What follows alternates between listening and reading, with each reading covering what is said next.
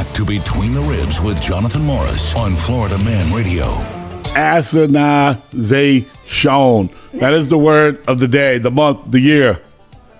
So there's a group of people, and it's not just black people. There's white people, there's Spanish people, there's all kind of people in this group that fall on hard times, and they go to the government for help. And they have all kind of programs if you're eligible for them. And I am a firm believer in the church has failed the world. If the church is supposed to do what God intended it to do, the community would go to its community church and they would help you get back on your feet. That's really what the church is supposed to do. I mean, if you read Acts in the Bible, it talks about they would sell everything they had to help each other. And that works until it's your turn to sell everything you have. Well, and I'm thinking, are we giving to the churches like we used to? No.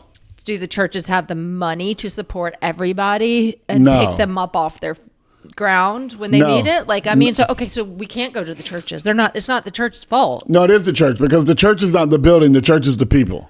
Okay. And they've got some stats out, like if you look at like Bible stats and church stats, that 12% of people who claim to be Christians and claim to be active churchgoers only give tithes and offerings. So like the Bible says, bring me your first 10%. God's like, don't rob me. Bring me your first 10% and I will honor you. I'll rebuke the devourer. I'll make sure your storehouse is full. I will make sure all your needs are supplied, right? Well, when you have however many people that go to church, and out of all those people, only 12% of them actually give, there's the problem. The church, if you go back to Acts, there were no buildings. If you look at all the letters that Paul wrote, Colossians and Philippians and Ephesians, and you look at all the letters that were written, they were written to towns, to people in towns. They weren't written to the First Baptist Church of Orlando or the First Baptist Church of Fort Walton or the Pentecostal Church of, Georgia. It was written to a community of people that lived in a region or a town or an area. And that is how God intended the church to be. The philosophy of man and man's religion, that's why I tell people I don't do religion no more, is everybody come to a building, give your money to the building, and let the building decide what to do with your money. And most buildings are like, well, we need a bigger building. We need a bigger playground. We want to invite more people to the building. And then they forget that they're neglecting the community around them. And listen, I have no problem with pastors and preachers and teachers having plenty of money. I ain't got no problem with that. If you serve God with all your life and you're blessed and you have a big house and a nice car and you got plenty of money, I ain't mad at you. That's between you and God. I don't care that don't bother me. But when you have pastors that live in $600,000, $700,000, $800,000 houses and they're driving unlimited or the limited edition vehicles and their wife's driving one and their kids are in private school and then every Sunday they're talking about tithing and offering, and then you got people on the back row that don't even have the money to change clothes. They're wearing their work clothes to church. They're barely paying their power bill. And they're talking about give. God needs, you to give because we need a bigger sanctuary. We need, new drums. I got a problem with that. I understand that. I also I just don't see how. Okay, we are forced to give so much money to the government. Right. So a lot of people, myself included, feel like we can't afford to tithe. You can't afford not to tithe if you're a Christian. And I'm not judging anybody. I kind of feel judged, but I'm just being straight up honest. Well, I didn't tithe for a long time when I was younger. Okay. And I'm not rich, right? I don't have $1 million in the bank, and at times it's like, man, I don't know how we're going to do this. We owe 10 grand by tomorrow because we own a business. And there's times we had to come up with 10 grand tomorrow. And it's like, we got $800 in the bank. But it just seems like something always comes around. And I'm not talking about like a gift. Like I'm not one of these people like, well, I tithed last Sunday at church and I was really worried and I tithed $1,000 out of faith. And I walked out of my mailbox on Monday and it was a check for $12,000. Oh, that'd be amazing. Right? I don't believe, not saying, I'm not going to limit God. God can do whatever God wants to do. But I've never walked out of my mailbox and got a check for $12,000. Now, I will tell you this. Back when I had my shoulder surgeries and we were getting ready to get evicted because I couldn't work. And back then we had all the young kids and we didn't have the butcher shop and we were just doing farm stuff. I didn't pay my house payment for 2 months, and my landlord, and well, it really wasn't a landlord. It was more of a for sale by owner type deal because we were trying to buy a farm, which we ended up losing anyway because we got screwed out of it. And nobody knew. We were praying about it. We didn't know what to do, and we were at this point faithful tithers and givers, if you will. And I believe that like giving is just not like don't go. I'm not saying like go give your money to the building, right? I have a problem with that. I think like you're supposed to give to people. Like God says, honor God with your tithes and your offerings. If I know you can't pay your power bill and you're my neighbor and I'm like, look, man, I'd really like to help you, but I just paid my $400 tithe at church. I can't help you with your power bill. Like I'm doing something wrong as a Christian in my heart. That's my heart. So I'm not judging anybody. You do what you think's right with your money between you and God. That's not my business. I'm just telling you what the book says. And this is a true story, by the way. I got a knock on the door.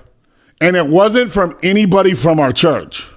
It was from the band director at the high school, Mike Mitchell. All right. This is back when JJ was a sophomore. And yes, we did a lot for the school. We did a lot for the band. We did a lot. We cooked. We donated. We did. And then we fell on hard times. And we didn't tell nobody. We were just trying to figure it out. And we were praying. And I got a knock on the door right after I got a letter saying, hey, you can't miss no more payments. Like we got a contract. I got a knock on the door, and I opened the door. Makes you almost want to cry a little bit. I got to check my T levels. Mr. Mitchell was standing at the door, and he's like, hey, Jonathan, I know y'all got a lot going on. I don't want to take up your time. This is for your family. I was like, what? He's like, I don't want to be here when you open it. He's like, I don't even know what's in it. All I know is we love you. We love your family, and we can tell you are going through some situations. We don't know what that situation is, and it's none of our business, but we took a collection, and here it is. Aww. And I went inside and opened up the envelope, and it was to the penny, 2 months payments on the property to get us out of Hawk with the contract. Wow. Exactly to the penny. Wow. Yep. All right. God is one crazy. And I said this before. Person. Well, I wouldn't use crazy. Be careful how you use adjectives on God. It was a good one. Crazy? A good crazy? All right. And I said, trickster. And I said this before. When we went through all that stuff with Amy, and she was in the hospital dying of 89 blood clots, and all the medicine she was on, and everything was going just absolutely asinine. We got more love and more support from Florida Man Radio and people who watch us on Facebook. And back then, this is before all the Between the Ribs 10 and Between the Ribs YouTube. This is just what's cracking at Facebook. And I said this many times on air, that we got more love and support as a church, as a group of people than we did from our building that we attend to every Sunday and every Wednesday night. Wow. And I'm not judging the building, but when you have a building that 1,800 other people go to and 1,800 other people have needs, you really can't expect them to take care of all 1,800 people. You're absolutely right. And then the surrounding area has 2,000 to 3,000 people living in it. Maybe more than that, maybe 20,000. Right? Lake Mary's pretty big now. Yeah. So you're right. The buildings have now become government buildings, if you will, over a population of a people. And we have the preacher, the president, and we have his cabinet, the youth pastor, the music pastor, the secretary that takes care of the books and the bookkeeper. And we have all those people that the preacher has around him, the deacons, the leaders, right, if you will. And then they have all of our money. And with their human error, they're trying to figure out what's the best thing to do with the money we gave them. And then you have people in the community starving and dying and divorcing and drug addicts and can't pay their power bill and working 90-hour weeks trying to make ends meet, and right? And there's all these gaps that fall through because we failed as a church. We failed the world because if a group of people who, like I tell people all the time, like if Jesus was here now, if Paul was here now writing to us, he would be like, the church of Fifth Street, or the church of Avenue L, or the church of Lake Mary Boulevard, or the church of Santa Rosa Boulevard. And for what he would speak to the people that lived in those communities and be like, what are you doing in your communities? You drive 20 miles to go to a church and you put your money there. What about the people that live next door to you, down the street from you? What about the business owner or the guy pushing the grocery cart? Why aren't they working just as hard as me? Right. Right. It's a hard thing. It really is. And again, please listen, I'm not judging nobody. I'm just saying, and I said all that to say this. And I wasn't saying that to make anybody mad at me. I was just being one of those people. Yeah, of course. And I love that about our show because you have to hear every angle and you have to play the devil's advocate and you have to understand what the truth is. No, I'm just playing Stedman. No, I'm just kidding. Stedman. I'm kidding. Wow. I'm kidding. I you know love what? Justin. Okay. Whoa. Stop. Something happened the other day. Uh-oh. And I had to go to bat for you because I had 3 comments about what the heck is Stedman back running the board? And I was like, no, Heather's still here. We just had a technical glitch or so. I can't remember what it was, but even people who love you were like, hey, what's the matter? Stedman back on the board? It was hilarious because they got memories. They don't forget. And I love Stedman a little bit. But he used to mess my show up bad. You know that. That's part of the reason I got fired. I didn't get fired. But part of the reason we weren't on 10 to Noons no more is. Okay. Anyways, Stedman's doing great things now for another station. Hopefully he's crashing their boards and breaking their wires and disconnecting their phone lines and forgetting to play their open mics. And his resume is ridiculous. So I said all that to say, you opened it up. You did that. This is not my fault. Okay. I'm not cutting anything. Don't cut nothing. This is real, raw, relevant radio. So when the Church of God fails the people, now people have to get involved to make up for it, thus government programs. I said all that to say that. You have Section 8 housing, you have free phones, you have WIC, women, children, and infants, and now we have GIC. We talked about GIC, grannies, infants, and children's. As of now, Mama Morris is still testing negative on the pregnancy test, but I think my wife's pregnant. Oh my gosh, stop it. Really no, she's do. not. She's I not. think Mama's pregnant. Give me a granny with a baby.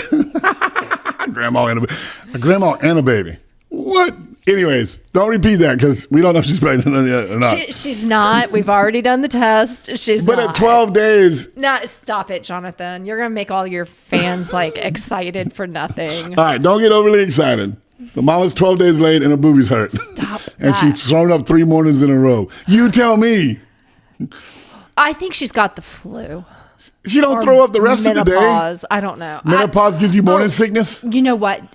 It makes your Morning boobies swell up and sickness hurt? is not. I was sick all day with one of my kids. It's not a time of day. Can I tell you something I did? I'm sorry. Go ahead. Are we going to get in trouble for talking about this? No, go ahead. Are you It was rude of me to cut you off. No, Finish I your don't even sentence. remember what I was going to say. But You were sick morning all day. sickness is not like limited to morning or night. It has to do with like I how fast understand. you're digesting and if you've got anything in your stomach. So I played an okie doke on Amy 2 days ago, just to see. What is that? I invited her to go out to barbecue with me at a barbecue restaurant. She literally almost threw up in her mouth. Now, when we first married, and everybody knows, Audrina was like, woo, y'all barely got married before you had that one. All right? We were barely married. And we were down in Fort Myers on vacation. And my grandma was there, my mom was there, and we have been going to the same barbecue restaurant for every year since we were going to Fort Myers. And that's where we went. My dad had this deal when we shut the farm down for the month from July to August. We all went away. The only thing they did on the farm was mow and turn the pumps on for water. All right? And the whole family went away for 3 weeks. Always ate at this one barbecue place down at Sanibel. We get into the parking lot, we walk in, we walk through the door, and Amy starts throwing up, has to run to the bathroom. My grandma looks at me and goes, you got that girl pregnant already? I was like, And that was with Audrina? I was with Audrina. Oh my gosh. Then with JJ, we leave church one Sunday, and down in Clewiston, they got a place called Fat Boys. So we go into Fat Boys. Amy throws up in the parking lot. Found out the next day she was pregnant with JJ. Now, How far along was she when she found out those two? within 3 to 4 weeks. Oh my gosh. Because matter of fact, okay. the next day on Monday, she took a pregnancy test with JJ, and it came up negative, like the That's one she just took yesterday. 21 or 28 days then. She took a test. Well, hang on, listen. She took a test with JJ the Monday after Fat Boys because my mom's like, you can't be pregnant again already. So, How far apart are those two? 21 months. Oh, good grief. All right. So Amy took a pregnancy test on Monday. It was negative. And then 3 weeks later, took a pregnancy test, and it was positive for JJ. So the first pregnancy test, just like the one yesterday, was negative. All right. With Alina, Alyssa, and Alana, no barbecue sickness, but she threw up every morning and she craved chocolate. Okay? I couldn't buy enough Hershey's almond bars. I love it. Amy has been destroying chocolate for the last 2 weeks. She won't admit it, but I've seen the wrappers. All right? For the last 2 weeks. You're just going to make this happen. And her boobies hurt and they're swollen, they're heavy. You're being too rough. I am rough. But I'm gentle up top. I don't need to know anything I'm a leg and else. thigh Please guy. stop. Please stop. I'm a gentleman on the top. Oh my God, Jonathan, I'm going to throw up. I'm an animal on the bottom. Maybe it's just you. Maybe it's you make people throw up. I love the downstairs parts of my life. I don't make people throw up. I'm about to throw up, and your wife has been throwing Because up. you're married to a gentleman. My wife's married to a wild animal. There's a difference. I can teach Billy if you want me to. The ways of the wild. All right. So anyways. We need to go so I can go throw up. We got to take a break. I got to talk about Pam Bondi. She's ruined it. If you're a drug addict, get clean. Go to rehab now. If Pam Bondi gets confirmed, drugs are over in America.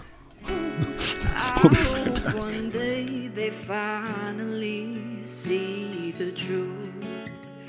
God, we need you now.